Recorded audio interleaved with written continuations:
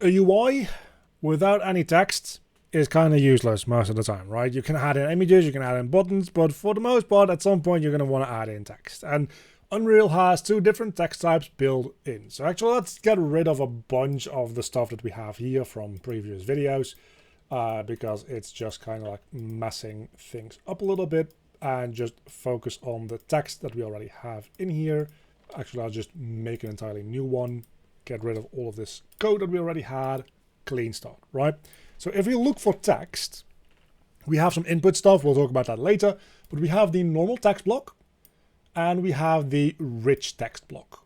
And the rich text block doesn't come with any default text. That's the biggest difference. That's the video. No, of course not. Let's set rich text in here. You can see immediately there's already something a little wrong with this. That's not the way it's supposed to look, obviously. And that's because it doesn't have a text style yet. So for normal text, we can pretty much get like 90% of the way there, right? Because we can just type in whatever text we want to set. We can set that dynamically, obviously. We can set its color as a whole. We can set its fonts, which we'll also talk about a little bit in a moment. We can set its size, letter spacing. I showed all of you this before. Rich text goes a little bit beyond that and is closer to the way that you would see setting text in a word processor or something like HTML. Meaning that if I want a specific word to be bolded, we can make one word bolded. We can make one word a different color instead. And for that, we need to set up a text style. So the way we do that is, first and foremost, we need to have a list of text styles to begin with. So let's make a data table for that, which we can find in miscellaneous data table.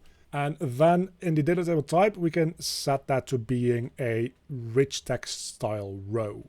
And this will be our text styles. Opening up that data table, we can add in a row. And there we get a bunch of the text style stuff. So we can set our fonts, we can set the colors, we can set the shadow, we can set the selected background.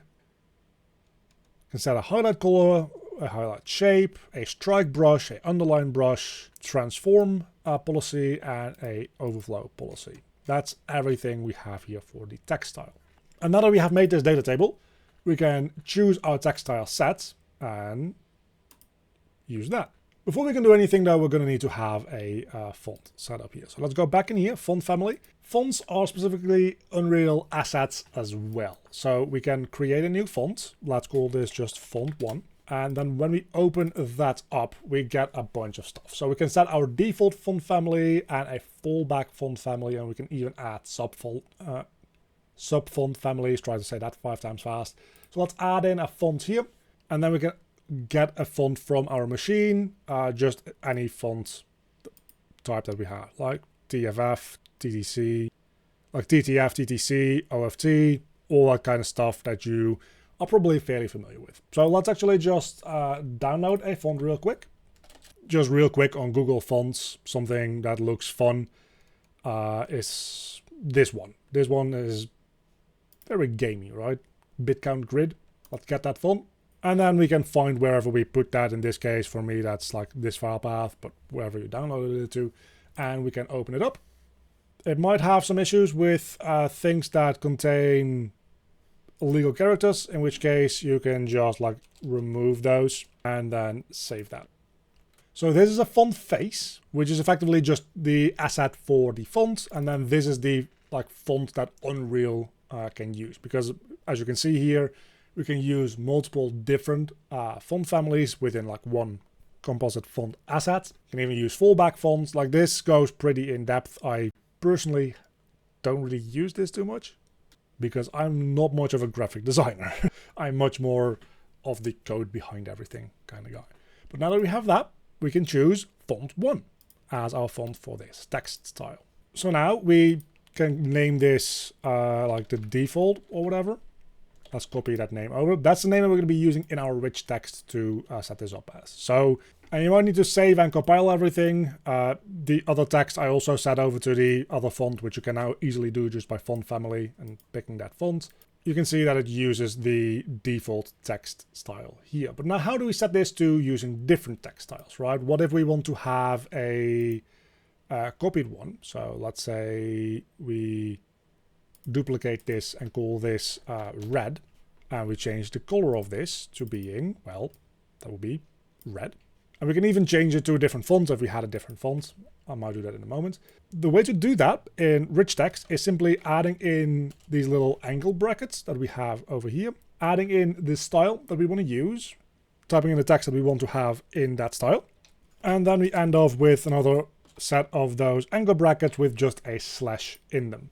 And there you can see now we have one space too many in here. So let me fix that real quick.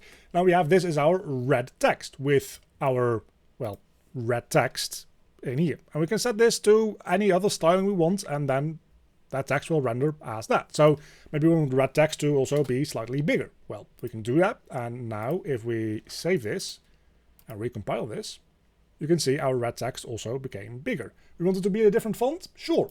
Let's also do it in a different font. Let's download a new font from Google Fonts. This font over here. I really like this font. It's really nice for thumbnails. Let's get this font, download it. This time I'm just going to drag and drop it into Unreal to show you that that's also a thing that we can do. A font, we can just drag and drop it in, and then it will make a font face and a font family asset right away for us. So that's an easier way to just add in a font. And for this, we now want that to be our font for that as well, which again, if we save this, compile, sometimes it takes a moment to update, but now we have our rich text block, which has two entirely different colors in one text block and two entirely different fonts. And we can set this style to change however we want, just in here. Do we want it to be more skewed? Set it to be more skewed. Sure, why not? That's the ladder spacing. That's the wrong thing. That's skew amount. Let's do that instead. So now it will be more skewed. Again, you do need to recompile sometimes, and it's a little bit iffy with updating immediately, but just recompiling and saving your data table usually does do the trick. And if we keep typing after that, so that's kinda cool. It's back to the default stuff. Do we want cool to be something else as well? We can add in a new row, call this important, and maybe we make that a blue color, and we give that a different font entirely as well. And we can do whatever we want with this, right? So, and saying, well, now that's actually the font that I want to apply to being important. I think, no, that's the wrong one. It's this one. Probably don't give it any skew, but maybe we want the ladder spacing for this to be like 20. It's probably still quite a lot. We can say, well, actually, I want cool to be in that important style, right? So brackets. Importantly, these names are not actually case sensitive, so I can just type important without the case sensitivity. Then type in this end bracket thing here, and it'll take a moment here to figure itself out. So it might show this initially, but if we now compile this, in my case, I also just straight up did misspell important, which is kind of embarrassing, but now we have it's cool. And obviously we can set our text dynamically as well, and we can do the same thing with our rich text. So I think we did this in a previous video already. We make sure that both of these are set to is variable for now. And for text block, we can set text to whatever we want. So test text dynamic, let's say. We can even promote it to a variable if we really wanted to. And for rich text, we can do effectively the same thing. We can set the text, and we can also set the text style set dynamically. Now, for both of these, we actually have a function and a direct variable setter. As I said in a previous video, it's usually better to set variables with corresponding functions, just in case the functions do more than just setting the variable. So try to get into that habit. So set text, test, text, test, stuff, text, text. Sure, that also works. And in here, we can also make this up in the exact same way. So usually the way to easily do that would be to get this to text from string, because with strings what we can do is we can do append. So we can do just in the default stuff is like your score. Then we can set that up to say, well, everything here is going to be important. Then provide in a dynamic value for our important stuff. Then end of our importance with these brackets over here. and then well done. And I don't know, let's just do this on event tick actually instead. And we'll just do something like make a float for the time, and we'll just update every single frame for this. This is not the most ideal way to do this, but it's the way that I'm going to do it for now. So we do it like this, and then we simply connect it back up, and then we truncate it into an integer so that it doesn't have any decimals, and then put that in there. So we now have dynamically got our score 1, 2, 3 with a different style from the rest of that same little bit of text. So rich text, really quite cool stuff.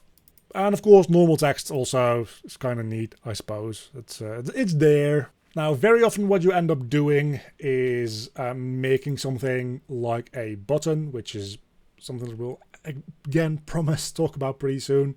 But if we make like a text button, for instance, what you'd end up doing is adding in a button, and a button can have one child. So you'd put in a text or a rich text, but we're going to do a normal text here. And then you just make that a variable as well. And then you can set this on preconstruct to set text. And then you just promote this to a variable that is instance editable, or even exposing it on spawn if you're adding this dynamically. And then if you're back in your HUD in this case, we can add in our like text button, which now gives us a field for the input text, right? So this will be our button text. And if we add in another text button, we can say like quit game on this button, for instance.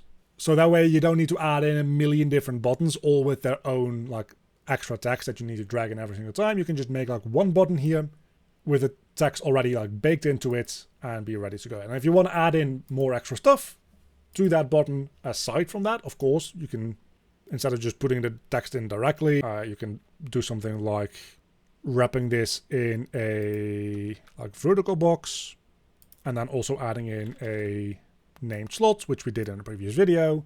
And now you have a text and a slot both in this button. So now we could add in even like an image into both of these as well, if we really wanted to. So let's add in the image like there. But that's not what this video is about, like, at all. Just wanted to like show you that things are coming together in a way that hopefully you can understand. Either way, we've done all of our text stuff that I wanted to show you. So thanks for checking that out. And next time we'll be doing even more fun UI stuff. And a very big thank you to all my Patreons. You can see them on screen right now. If you want to help support the channel or get any of the project files in any of my tutorials, there's a link down below to the Patreon page to support me, or alternatively as a YouTube member.